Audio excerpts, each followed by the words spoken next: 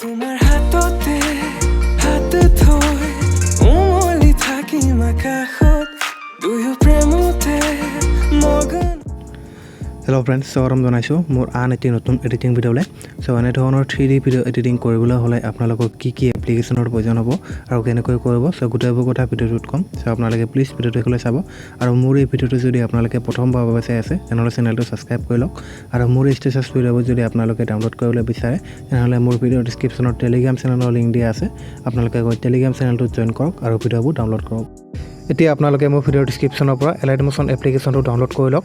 Download কৰাৰ পিছত মোৰ ভিডিঅ'ৰ ডিছক্ৰিপশ্যনত যাওক, তাতে মই 3D প্ৰজেক্টৰ লিংক দিছোঁ। আপোনালোকে গৈ লিংকত ক্লিক কৰক। অলপ টাইম ভেৰিফাই হ'ব। ভেৰিফাই হোৱাৰ পিছত আপোনালোকে এলাইট মোশ্যন ইনপুট কৰি ল'ব। ইনপুট কৰি লোৱাৰ পিছত আপোনালোকৰ আগত এনেধৰণৰ এটা ইণ্টাৰফেচ আহিব।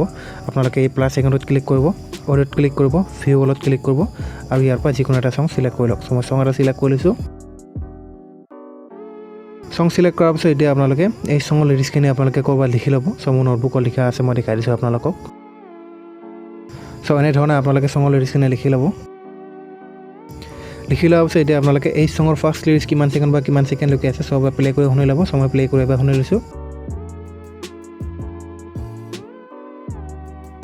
চ' মোৰ ফাৰ্ষ্ট লিৰিক্স আছে 0 ছেকেণ্ডৰ পৰা এই আইকনটোত ক্লিক কৰি মই মাৰ্ক কৰিলোঁ আৰু এতিয়া মই 02:08লৈকে আগুৱাই গৈছোঁ।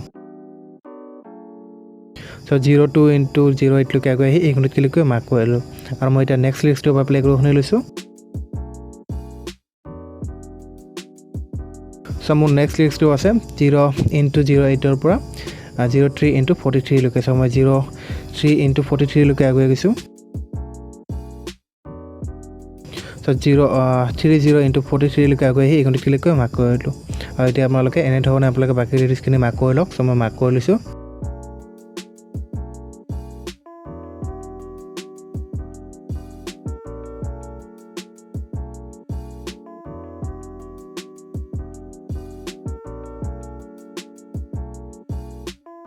চং লিৰিক্স মাৰ্ক হোৱাৰ পিছত এতিয়া আপোনালোকে 0 ছেকেণ্ডলৈকে আহক। 0 ছেকেণ্ডলৈকে আহি এই প্লাছ আইকনটোত ক্লিক কৰক, ইমেজেছ ভিডিঅ'ত ক্লিক কৰক, ভিউ অলত ক্লিক কৰক আৰু ইয়াৰ পৰা যিকোনো এটা ফটো চিলেক্ট কৰি লওক। চ' মই ফটো এটা চিলেক্ট কৰি লৈছোঁ।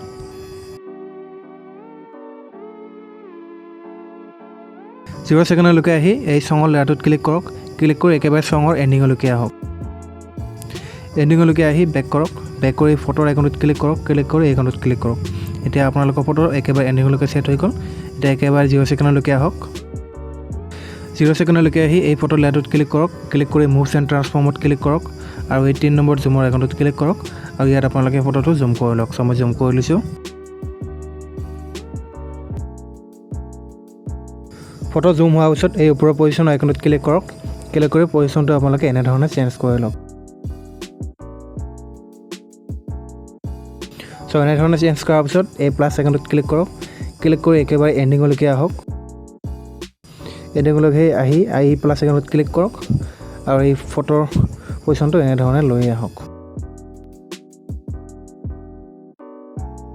চ' এনেধৰণে লৈ অহাৰ পিছত এতিয়া আকৌ বেক কৰক। বেক কৰি একেবাৰে 0 ছেকেণ্ডলৈকে আহক। 0 ছেকেণ্ডলৈকে অহাৰ পিছত এই 3 নম্বৰ লেয়াৰটোত ক্লিক কৰক। ক্লিক কৰি মুভছ এণ্ড ট্ৰান্সফৰ্মত ক্লিক কৰক। ক্লিক কৰি এই আইকনটোত ক্লিক কৰক। ক্লিক কৰি এই 3ডট ক্লিক কৰি কপি কাৰ্ভ কৰি লওক। কপি কাৰ্ভ কৰাৰ পিছত বেক কৰক। বেক কৰি এই ফটো লেয়াৰটোত ক্লিক কৰক। মুভছ এণ্ড ট্ৰান্সফৰ্মত ক্লিক কৰক আৰু এই আইকনটোত ক্লিক কৰক। ক্লিক কৰি এই আইকনটোত ক্লিক কৰক। ক্লিক কৰি এই 3ডট ক্লিক কৰি পেষ্ট কাৰ্ভ কৰি লওক। কৰাৰ পিছত এতিয়া বেক কৰক। বেক কৰাৰ পিছত আকৌ ফটো লেয়াৰত ক্লিক কৰক। ক্লিক কৰি এফেক্টত ক্লিক কৰক। এড এফেক্টত ক্লিক কৰক আৰু ইয়াৰ পৰা প্ৰচিড অলত ক্লিক কৰক। ক্লিক কৰি এই ডটছত ক্লিক কৰক। ক্লিক কৰি এই 2 নম্বৰ এফেক্টত চিলেক্ট কৰক। চিলেক্ট কৰি তললৈ স্ক্ৰল কৰক। স্ক্ৰল কৰি ৰেডিয়াছত ক্লিক কৰক। ৰেডিয়াছটো আপোনালোকে 0:33.5 কৰি লওক। চ' মই কৰি লৈছোঁ। 0:33.5 কৰাৰ পিছত তললৈ স্ক্ৰল কৰক। স্ক্ৰল কৰি কালাৰ 1ত ক্লিক কৰক। ক্লিক কৰি এই আইকনটোত ক্লিক কৰক কালাৰত আৰু ইয়াত পিংক ৰাখি দিয়ক। পিংক ৰখাৰ পিছত বেক কৰক। বেক কৰি তললৈ স্ক্ৰল কৰক। তললৈ স্ক্ৰল কৰি এই চিডত ক্লিক কৰক। চিডটো আপোনালোকে 1.00 কৰি দিয়ক। চ' মই কৰি দিছোঁ। 1.00 কৰাৰ পিছত এতিয়া বেক কৰক। বেক কৰাৰ পিছত এই 4 নম্বৰ টেক্সটৰ লেয়াৰটোত ক্লিক কৰক। ক্লিক কৰি এডিট টেক্সটত ক্লিক কৰক। ক্লিক কৰি বেক কৰি নোটবুকৰ পৰা ফাৰ্ষ্ট লিৰিক্স কপি কৰি লওক। চ' মই কপি কৰি লৈছোঁ। কপি কপি কৰি এলাইট মোশ্যনত পেষ্ট কৰি দিয়ক পেষ্ট কৰাৰ পিছত বেক কৰক বেক কৰি আকৌ এডিট টেক্সটত ক্লিক কৰক আৰু এই ওপৰত ফণ্টত ক্লিক কৰক আৰু ইয়াৰ পৰা মই এটা ফণ্ট সিলেক্ট কৰিছোঁ সো এই ফণ্টৰ লিংক মই মোৰ টেলিগ্ৰাম চেনেলত দি দিম আপোনালোকে গৈ ডাউনলোড কৰি ল'ব ডাউনলোড কৰাৰ পিছত এতিয়া আপোনালোকে বেক কৰক বেক কৰাৰ পিছত এই আইকনত ক্লিক কৰক ক্লিক কৰি এই টেক্সট লেয়াৰটোত ক্লিক কৰক এই আইকনত ক্লিক কৰি কপি লেয়াৰ কৰি লওক কপি লেয়াৰ কৰাৰ পিছত আকৌ এই আইকনত ক্লিক কৰক আৰু পেষ্ট লেয়াৰ কৰি লওক পেষ্ট লেয়াৰ কৰাৰ পিছত এই টেক্সট লেয়াৰটো অলপ ডাঙৰ হৈ গৈছে আপোনালোকে এই টেক্সট লেয়াৰটোত ক্লিক কৰিব ক্লিক কৰি আইকনত ক্লিক কৰিব আৰু আইকনত ক্লিক কৰি কাট কৰি দিব আৰু এতিয়া আকৌ টেক্সট লেয়াৰটোত ক্লিক কৰক এডিট টেক্সটত ক্লিক কৰক আৰু এই টেক্সটটো কাট কৰি দিয়ক কাট কৰি দি নোটবুকৰ পৰা সেকেন্ড লিষ্ট কপি কৰি লওক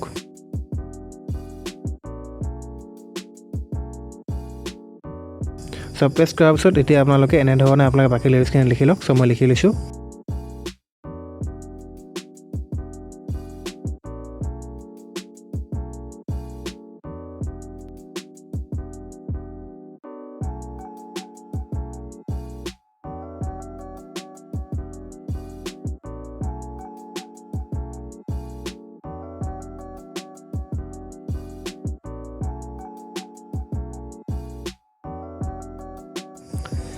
টেক্সট এড কৰা হোৱাৰ পিছত এতিয়া আপোনালোকে 0 সেকেন্ডলৈকে আহক 0 সেকেন্ডলৈকে অহাৰ পিছত এনে ধৰণে তললৈ স্ক্ৰল কৰক স্ক্ৰল কৰি এই 2 নম্বৰ লেয়াৰটোক এনে ধৰণে প্ৰেছ কৰি ওপৰলৈকে লৈ আহক